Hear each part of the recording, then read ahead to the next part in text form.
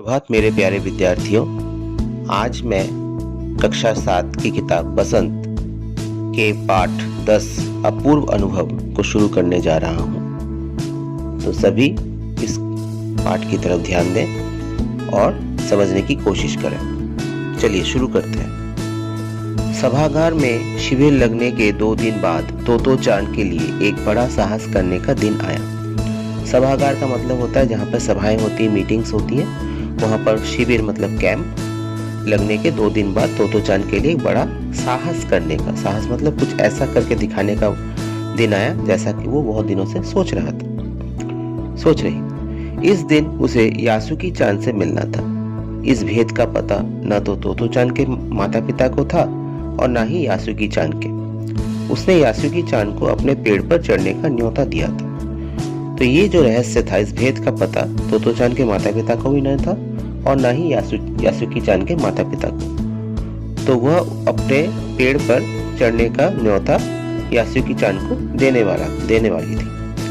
तो बच्चों, ये पाठ जो है अपूर्व अनुभव, ये एक जापानी कहानी, जापान देश की कहानी से लिया गया, वहीं की बारे में बताया गया, उसी देश के बारे में। और इसको लिखा है, अगर हम देखें, इसको लिखा है तेत्सुको कोरियानागी, जो कि जापान के एक प्रसिद्ध लेखक हैं, और उसी का हिंदी अनुवाद किया है पूर्वा याग्निक कुशवाहा ने।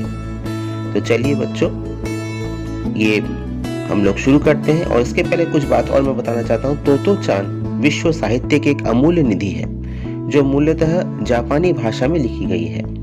इसका अनुवाद विश्व की कई भाषाओं में हो चुका है। यह एक ऐसी अद्भुत पाठशाला और उसमें पढ़ने वाले बच्चों की कहानी है जिनके लिए रेल के डिब्बे कक्षाएं थी, गहरी जड़ों वाले पेड़ पाठशाला का गेट, शाखा बच्चों के खेलने के कोने। इस अनोखे स्कूल के संस्थापक थे श्री कोबायाशी। लेखिका स्वयं इस स्कूल की छात्रा थी। उन्हीं के बचपन के अनुभवों पर आधारित है पुस्तक तोतो चान का ये अंश अपूर्व अनुभव।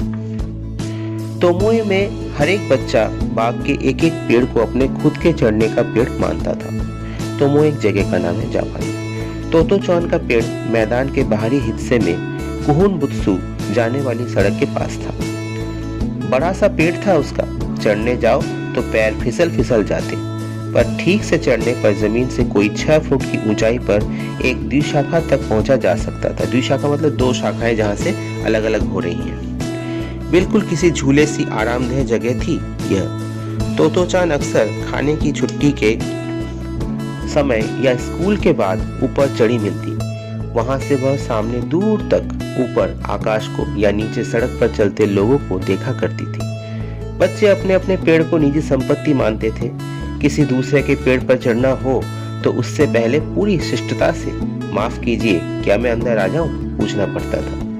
यासुकी चान को पोलियो था, इसलिए वह ना तो किसी पेड़ पर चढ़ पाता था और ना किसी पेड़ को निजी संपत्ति मानता था, अपनी खुद की पेड़ मानता था। अतः तोतो चान ने उसे अपने पेड़ पर आमंत्रित किया था, पर यह बात उन्होंने किसी से नहीं कही, क्योंकि अगर बड़े सुनते तो जरूर डांटते। घर से निकलते समय तोतो चान ने माँ से कहा कि वह यासुकी चान के घर डेनेनचोफू जा रही है। क्योंकि वह झूठ बोल रही थी, इसलिए उसने माँ की आंखों की तरफ नहीं झांका। वह अपनी नजरें जूतों के फीतों पर ही गड़ाए रही। रॉकी उसके पीछे पीछे स्टेशन तक आया। जाने से पहले उसे सच बताए बिना तोतो चान से रहा नहीं गया। मैं यासुकी चान को अपने पेड़ पर चढ़ने देने वाली हूँ, उसने बताया। जब तोतो चान स्कूल पहुंची तो रेल पास उसके गले के आसपास हवा में उड़ रहा था। यासुकी चान उसे मैदान में क्यारियों के पास मिला। गर्मी की छुट्टियों के कारण सब सूना पड़ा था। यासुकी चान उससे कुल जमा 1 ही वर्ष बड़ा था, मतलब उससे 1 साल का बड़ा था, पर तोतो चान को वह अपने से बहुत बड़ा लगता था। जैसे ही यासुकी चान ने तोतो चान को देखा, वह पैर घसीटता हुआ उसकी ओर बढ़ा। उसके हाथ अपनी चाल को स्थिर करने के लिए दोनों ओर फैले हुए थे। तोतो चान उत्तेजित थी। वे दोनों आज कुछ ऐसा करने वाले थे जिसका भेद किसी को भी न था। वह उल्लास में ठिठियाकर हंसने लगी, बहुत जोर जोर से हंसने लगी। यासुकी चान भी हंसने लगा। तोतो चान यासुकी चान को अपने पेड़ की ओर ले गई और उसके बाद वह तुरंत चौकीदार के छप्पर की ओर भागी, जैसा उसने रात को ही तय कर लिया था। वहां से वह एक सीढ़ी घसीटती हुई लाई, उसे तने के सहारे ऐसे लगाया जिससे वह द्विशाखा तक पहुंच जाए।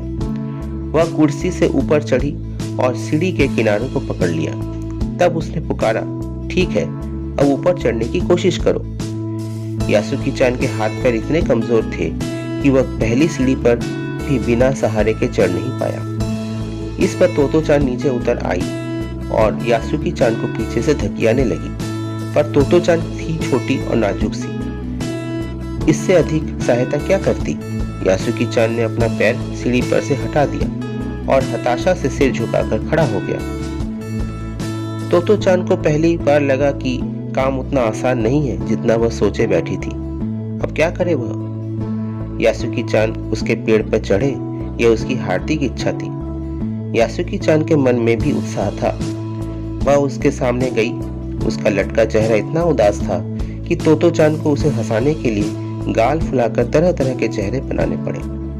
ठहरो, एक बात सूझी है। सूझी मतलब समझ में आई है, दिमाग में आई है। वह फिर चौकीदार के छप्पर की ओर दौड़ी और हर एक चीज उलट पुलट कर देखने लगी। आखिर उसे एक तिपाई सीढ़ी मिल गई जिसे थामे रहना भी जरूरी नहीं था। तो बच्चों, आज हम यहीं तक इस पाठ को रखेंगे। ये पहला भाग था। अगले दिन हम लोग इसका अगला भाग पढ़ेंगे और अब मैं आप लोगों से कुछ प्रश्न पूछने जा रहा हूँ। तो आप लोग तैयार रहिए कॉपी और कलम लेकर। तो बच्चों, मेरा पहला प्रश्न है, अपूर्व अनुभव पाठ के मूल लेखक कौन है? दूसरा प्रश्न है, तोतो-चान तथा यासुकी-चान के माता पिता को किस बात का पता न था? तीसरा प्रश्न है, तोतो-चान का पेड़ कहाँ पर स्थित था? चौथा प्रश्न है, यासुकी-चान को कौन सी बीमारी थी? तोतो-चान ने यासुकी-चान को कहाँ और क्या न्योता दिया था? तथा पांचवा प्रश्न है, तोतो-चान ने यासुकी-चान को अपने पेड़ पर चढ़ाने के लिए क्या क्या किया?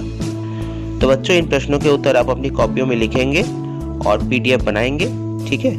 तो फिर अगले दिन हम लोग अगला भाग लेकर उपस्थित होंगे। तब तक के लिए आप लोगों को बहुत बहुत धन्यवाद।